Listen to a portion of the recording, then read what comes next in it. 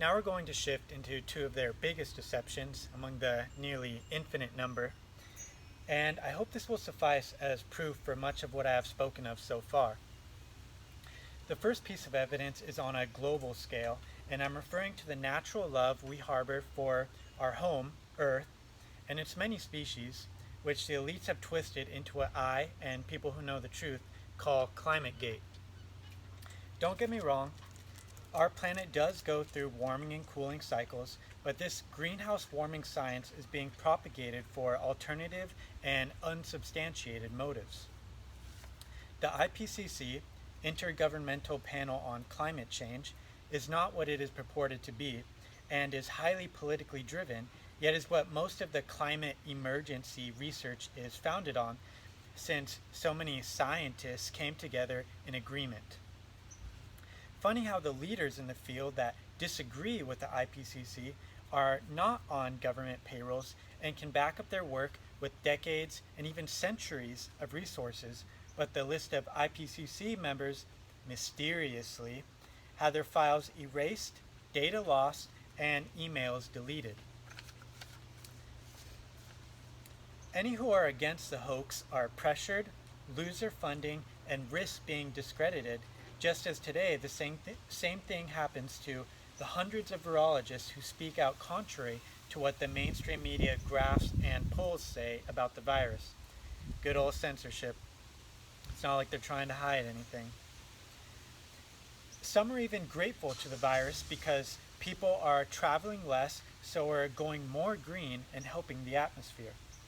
Little do they know about the pre-planned carbon tax, that environmentalism has been made into a quasi-religion so people will support government action, that the term sustainable development was designed to make us think the world is struggling and needs human help, that big oil companies donate to eco-friendly businesses for secretive reasons, just as America has built up its framed enemy, China, behind the scenes to drive up industry for the next world war. And few know what Agenda 21 and Agenda 30 is, or why conservation is really foisted on the public as a prelude to what is coming. So that's the big picture. The second case comes on a more personal level that affects each of us every day. Ever notice how oftentimes in the news they broadcast food poisoning and attribute it to such things as E. coli or salmonella? What if I blew your mind and told you that germs like that and others are good for you, but our standard American diet is so unnatural and prone to obesity, nearly anything can affect our digestive process?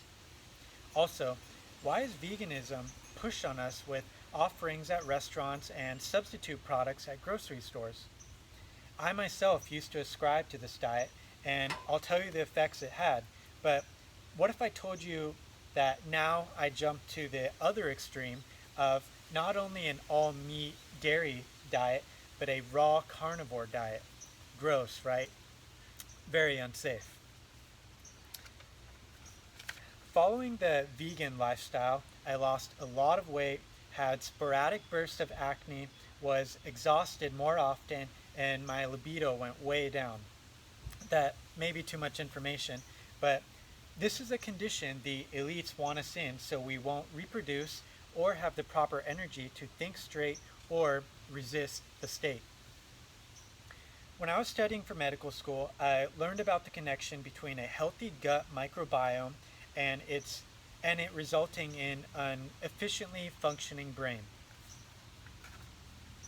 Without proper nutrition, especially from meat, dairy, eggs, raw milk, all that kind of stuff, the body and mind cannot develop to its potential, leading to children with defects like Down syndrome or autism, and the elderly with early onset dementia or even Alzheimer's. Surely an all-meat dairy diet is insane though, isn't it? We must have fruits and vegetables. We would die without them, wouldn't we? There are lion hunters in Africa that mainly drink milk from their cattle herds as well as blood, and the Inuit people who live in snow and ice year-round have no opportunity to reap, sow, or harvest anything.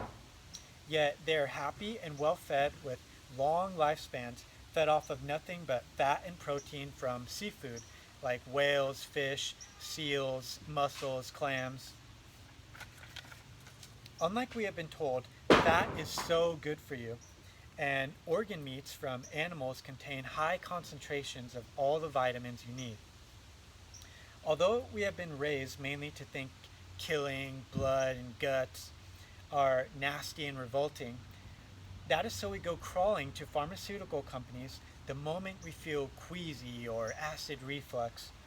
And they're not afraid to prescribe antibiotics and other drugs, so we become dependent on pills, many of which destroys the natural fauna present inside of us, and with repeated doses leading to cancer and then their chosen executioner, chemotherapy. So you know how type 2 diabetes normally takes years to become a problem and is usually only associated with old people? I'm telling you right now, it is not a disease. Only your body telling you it cannot keep up with all the carbs, starches, whatever you keep dumping into it. No one is allergic to meat because then you would be allergic to yourself. And the elites are mutating our population so much that we've become sensitive and reactive to most food nowadays anyways. And some people are feeding their pets non-meat diets. Please stop that. Companies are making money off of your ignorance, so you will keep injecting yourself with insulin so your body can keep tolerating glucose. It's sickening that they get us to think cholesterol is bad and to buy low-fat milk and yogurt. The only reason vegans feel good at first when they switch to all plants is because the body goes into a sort of cannibalistic mode and starts breaking down stores of fat followed by muscle based on how much meat and dairy they have eaten prior in their life. After a while, vegans get very skinny, have low stamina, minimal reserves of their typical endurance, and a minor amount of common strength. There is a difference between feeling like you're in shape temporarily and becoming fit for the long term. I'm not saying you're not going to have cravings on a carnivore diet, and I cheat more often than I should, especially the first 2 weeks are very difficult. But once you enter ketosis, your body assumes its unique size. Aches and pains start to disappear, dry skin heals up, pimples are very rare, and gastrointestinal issues of all types, from constipation to diarrhea, vanish. Are you ready for the gigantic 3-letter inquiry? Why? Why? Why don't we know this? Remember how I've spoken specifically about why there are reported meat shortages? Is it beginning to click? Look at me. Tan, muscular, intelligent, no health problems to speak of, the epitome of fitness. How much money do you think the elite-run corporations are banking off of me versus the average person? 0. How much more cunning, wit, and might do you think I have at my disposal compared to the run-of-the-mill citizen who eats whatever government tells them to eat and is afraid of whatever government tells them to be afraid of? Like how I said before on how much more educated the elites are than us, they are aware that even the ancient Greeks, as it is written in Plato's Republic or Aristotle's Metaphysics, to feed slaves slave food like grains and greens so they won't get as strong or as smart as the ruling class and feel the energy to revolt. The organizers of humanity want weak and feeble-minded populations with low sex drives, not equals that can overpower the control structure. I'll talk about what the elites eat in a later episode, but you know how in the Bible people lived hundreds of years? That is the normal lifespan, believe it or not. And the links I have below you can look that stuff up for yourself. the reason why we're meant to think during the Industrial Revolution, or when Europe was all coming together and moving into big cities and stuff, that you were lucky to live to be 40 years old, the statistics have been skewed, because if you were to look at the counts, the marquises, the barons, the aristocrats, all the ruling class, their death rate remained pretty constant. It didn't change, it was the same. But since a majority of the population was the poor and the working classes that worked 14-hour days, that didn't have access, that didn't have the means to get a lot of meat, of course, without proper nutrition, any little disease is going to knock them out.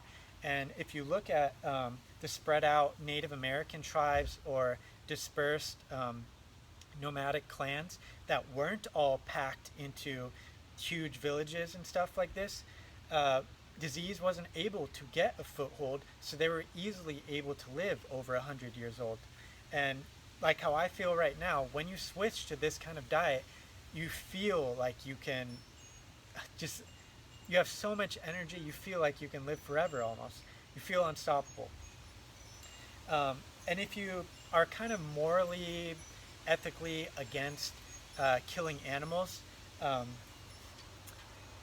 good and bad is more of a human, a man-made construct that we have.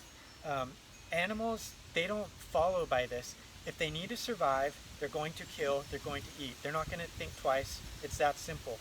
And for us, like, if you were to have grown up in the jungles, for example, in a headhunting, cannibalistic tribe, when you're a kid, you're just looking up to your parents, you're looking to everyone around you. You're not going to feel guilty about the things you're doing. That's how you were raised, that's how you were brought up. So if you do feel bad or guilty, it is the culture that raised you that is to blame.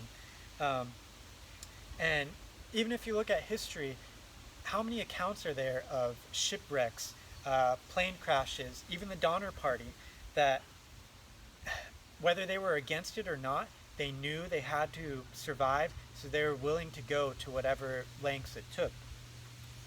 So you are what you eat, and if you want to feel alive and have energy, then you have to eat eggs, fish, beef, all that kind of stuff, raw or cooked, but the more of that stuff you eat, the better. And if you want to go downhill into a vegetative state, then I guess eat plants.